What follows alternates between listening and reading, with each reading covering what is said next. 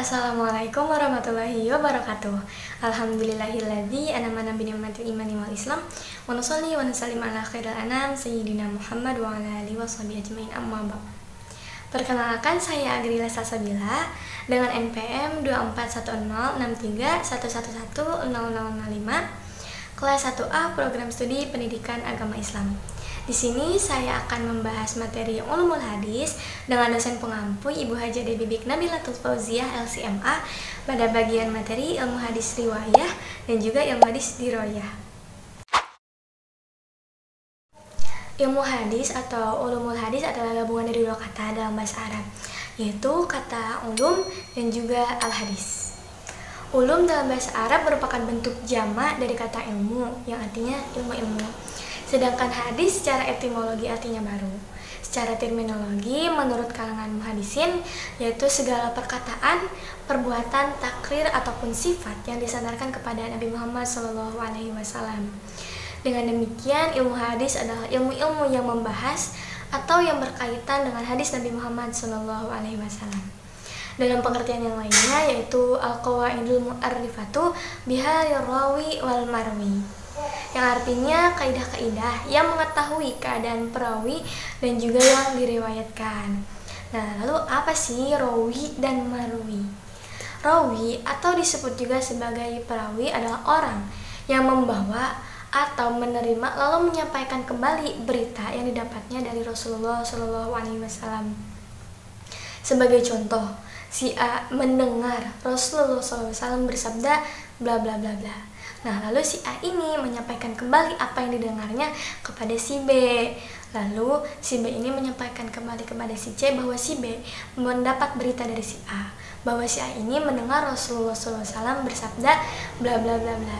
Nah, si A, si B, dan si C ini adalah perawi yang adanya dalam sanad.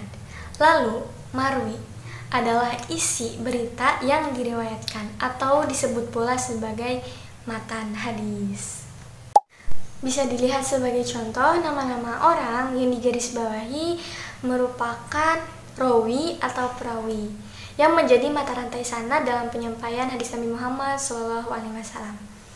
Lalu yang disebut marwi atau matan hadis yaitu dari kata innamal a'malu binniyat hingga mahajaro ilai, yaitu isi berita yang diriwayatkan oleh para perawi.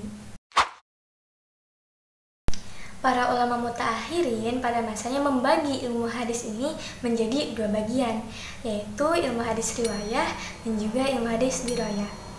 Yang pertama, saya akan membahas ilmu hadis riwayah terlebih dahulu. Objek pembahasan ilmu hadis riwayah ini ada pada diri Nabi Muhammad SAW itu sendiri, seperti perkataan, perbuatan, takrir, akhlak ataupun sifat Nabi Muhammad SAW. Juga pada segi periwayatan. Namun dalam pembahasan periwayatan ini hanya mencakup siapa yang meriwayatkan, dari mana meriwayatkannya, dan apa yang diriwayatkannya. Maka ilmu hadis riwayah ini hanya terfokus pada matan dan juga pada diri Nabi Muhammad SAW saja.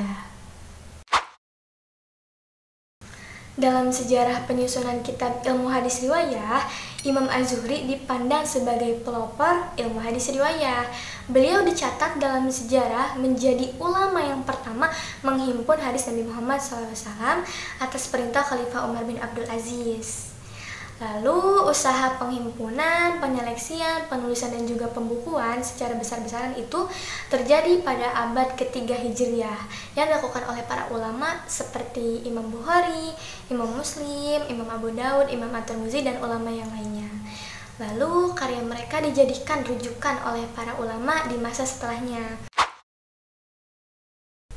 Pembahasan yang selanjutnya yaitu ilmu hadis diroyah. Ilmu hadis diroyah ini ilmu yang mempelajari tentang yang pertama, hakikat periwayatan, yaitu memindahkan berita dan menyandarkannya kepada orang yang membawakan berita itu. Sebagai contoh, si A mendengar Rasulullah SAW bersabda, lalu si A ini menyampaikan kepada si B apa yang didengar olehnya. Lalu si B ini menyampaikan kembali kepada si C dengan bahasa bahwa si B mendengar dari si A bahwa A mendengar Rasulullah SAW bersabda bla bla bla bla. Nah, maka si A, si B, si C ini merupakan perawi yang ada pada sanad itu. Yang kedua, syarat-syarat periwayatan, yaitu metode bagaimana perawi menyampaikan ataupun mendapatkan hadis dari perawi yang lain. Ada metode as-sama, yaitu mendengar, al-qiraah, al-ijazah, al-mukatabah, al-munawalah, al-wasiyah, al-i'lam, dan juga al-wijadah. Yang ketiga, macam-macam periwayatan. Apakah periwayatan dalam sanadnya ini bersambung, mutasil, atau terputus, munqati? Nah, hadis ini bisa dikatakan mutasil apabila guru dan muridnya ini ketika meriwayatkan hadisnya sejaman dan juga bertemu. Lalu, hadis bisa dikatakan munqati atau terputus apabila guru dan muridnya ketika meriwayatkan hadis ini tidak saling bertemu atau tidak dalam satu zaman.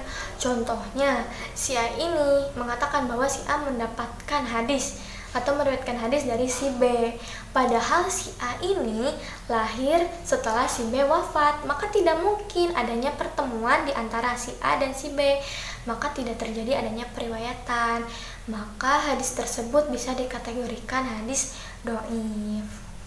Yang keempat, yaitu hukum-hukum periwayatan. Apakah hadisnya ini diterima, makbul, atau ditolak, mardud? Nah, bisa dikatakan diterima apabila hadisnya dalam segi sanad, perawinya ini adil, dobit baik dobit dalam segi hafalan ataupun kitabah, penulisan.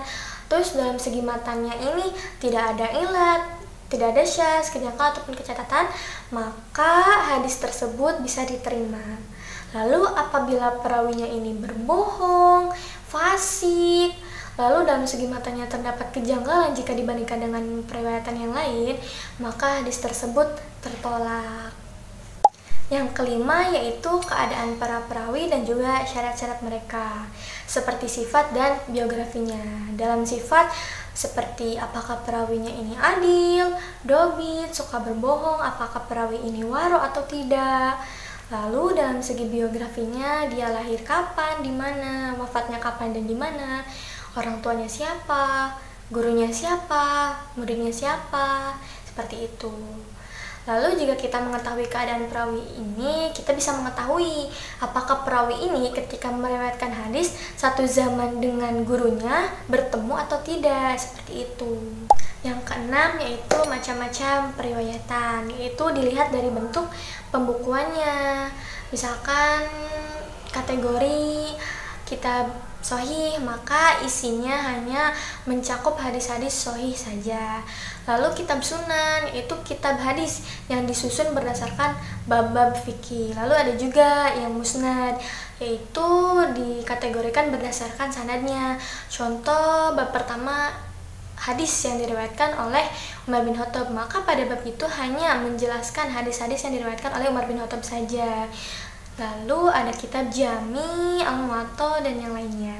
Yang terakhir, yaitu yang ketujuh, yaitu hal-hal yang berkaitan dengan periwayatan, yaitu istilah-istilah yang dipakai oleh muhadisin pada penelitiannya. Contoh, ada bahasa hadis sahih, ada hadis hasan, ada hadis dhaif, lalu ada hadis marfu, ada mauquf, ada maqtu, juga ada bahasa jar wa ta'dil, gharib, nasakh mansukh, asbab wurud, dan juga yang lainnya. Dapat disimpulkan bahwa ilmu hadis riwayah ini ada karena keberadaannya ilmu hadis diroyah. Walaupun keduanya ini berbeda, tetapi tidak dapat dipisahkan satu sama lain. Bisa dikatakan bahwa ilmu hadis riwayah ini fikihnya dan ilmu hadis riwayah ini usul fikihnya jika dilihat dari aspek fikih. Demikian yang dapat saya sampaikan. Mohon maaf masih terdapat kekurangan baik dari segi materi ataupun penyampaian. Syukran kasiran ala ihtimamikum. Wassalamualaikum warahmatullahi wabarakatuh. Thank you for watching.